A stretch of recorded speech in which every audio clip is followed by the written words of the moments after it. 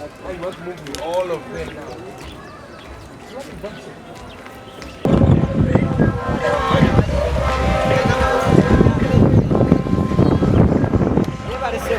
Got it.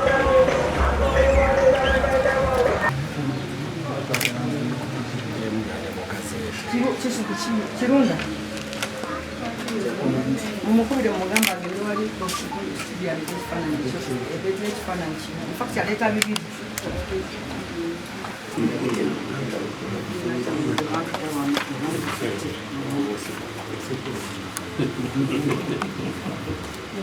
akamuli nkabadde ngakutonera okaganya wakalaati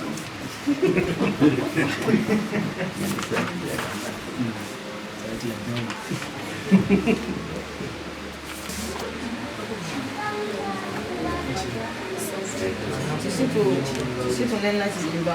mu byokunkozi nga bali kufunamu Declaration of nominated candidate. I, Muganzi Mark Mayanja, being returning officer from Mkono Electoral District, pursuant to the Parliamentary Elections Act, Cap 177, declare Bachireke Namboze Betty duly nominated as a candidate to contest for election as Member of Parliament from Mkono Municipality Constituency in Mkono District.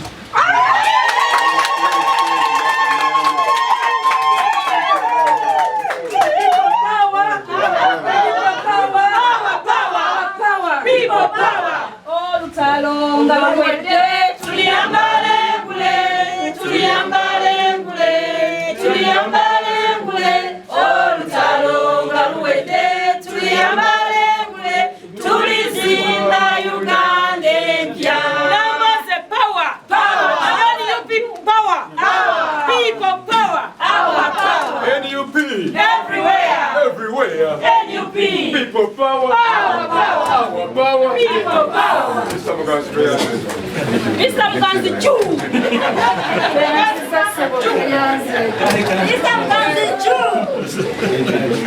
Badde mu tawuni y'Emukono tubadde tugenda kutusula tulangiriddwa so okujjako abantu emputtu naye ekintu bakiraba bulabi ab'NRM bakuŋŋaana mu kamyufu kaabwe abalonzi bali 3,000 omu n'afunako 2,000 omulala 13,000 bombi bakomyewo so tetulina kye tubaagaza babere n'obululu bwabwe obw 3,000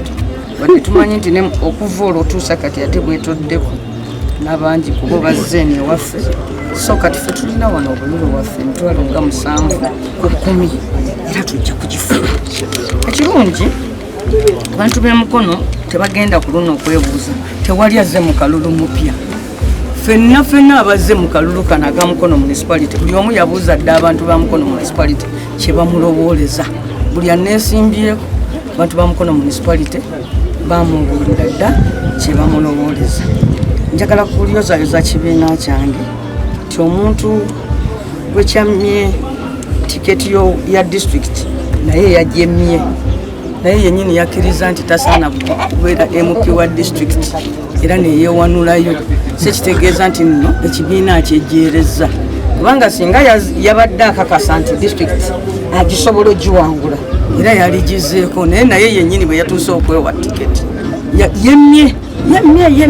nagamba nti sisobola district sigisobola kati munnange ekibiina kiyozaayoza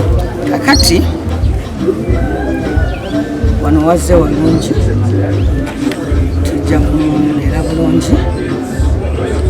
era tugenze mu kalulu kano nga tetulina gwe tuvuganya tuzze mu kalulu kano okunyweza buwanguzi bwaffe bwe twatuukako edda tuli ku protest vote tetusaaga but bannayuganda tugenda balagako butya bwe musobola okukola ekintu mu kuguguba naye ng'ate temukola fujjo nga temuyiye musaayi nani violent protest gye bagenda okulabako nti empisa ku luno mu kampu yaffe kikulu nnyo era kyetwetaaga na poliisi tukwatisa amateeka balabyeko leero nga tujja mu kkubo nga tuli bangi nnyo naye nga tusobola kutambulira ebbali ebidduka ne bisigala nga bitambula so bwetyo bwe tugenda okugenda tujja kubasaba twegatteko nga tuli ku kampu okusinziira kubaffe tetumala gajja mu kalulu tumala kola opinion survey ne twebala we tuyimiridde okusinziira ku biri eri obuvunaanyizibwa bwokka obutwolekedde bwakukuuma kalulu ka wano nakulaba nti tubeera declared si ffe ffekka naye ne mugole waffe pulezidenti Kyagulanyi Ssentamu ate nno n'omulundi guli disitulikiti zino zonna ennya yaziwangula okuva e Buvuma mbadde Buvuma simukoonyeeko Buvuma tulinako ekifo kimu naye n'ekyokubiri ku luno nakyo tumaliridde okukireeta so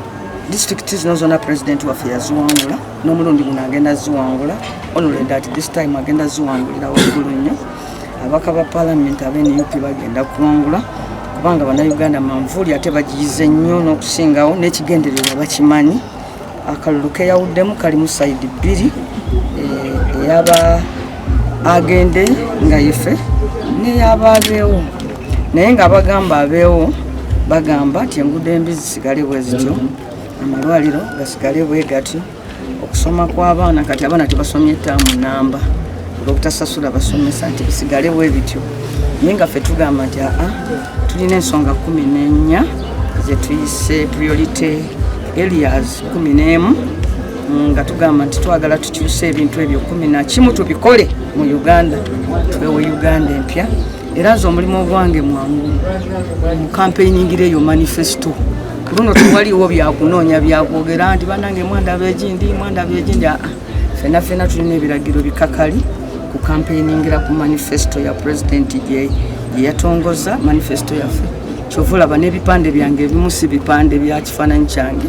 naye bipande bya manifesto yaffe so bwetyo bwe tuze tuli basanyufu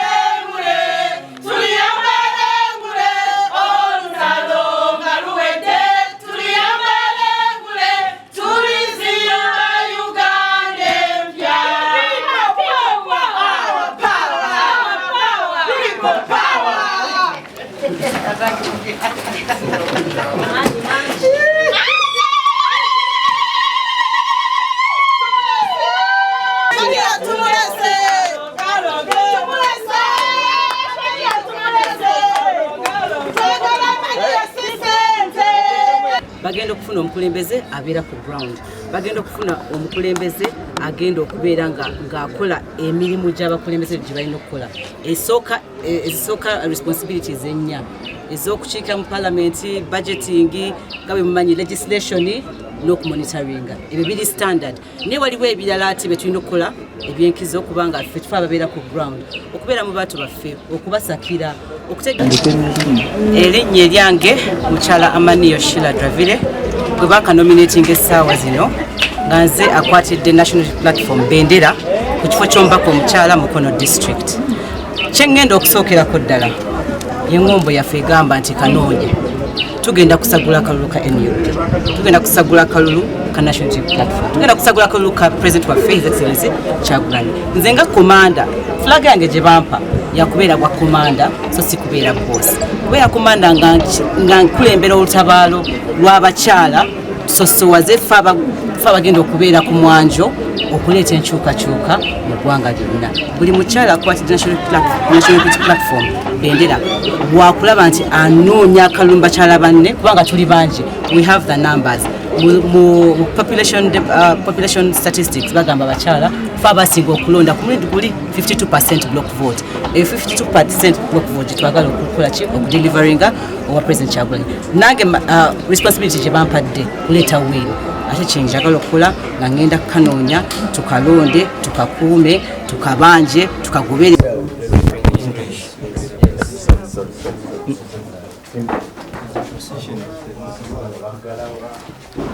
To nominate the candidates Mukaga for District Woman Representative to Parliament. For Mukono County North to nominate the candidates Babiri. For Mukono County South to nominate the candidates Batano. Mukono Municipality to nominate the candidates Batano. Then Nachifuma County to nominate the candidates Basatu. So that is the total of candidates Abiri Mumu Kuna Kolisoka. We expect unakulencha tusuubira aba candidates abasigaddeyo bakomyewo forms zaabwe. Tulina aba candidates nga 12 abaka booking time, but we expect ba candidates abalala abatannaba ku booking time tuba verifying tuba nominating. So we expect a good day to tomorrow.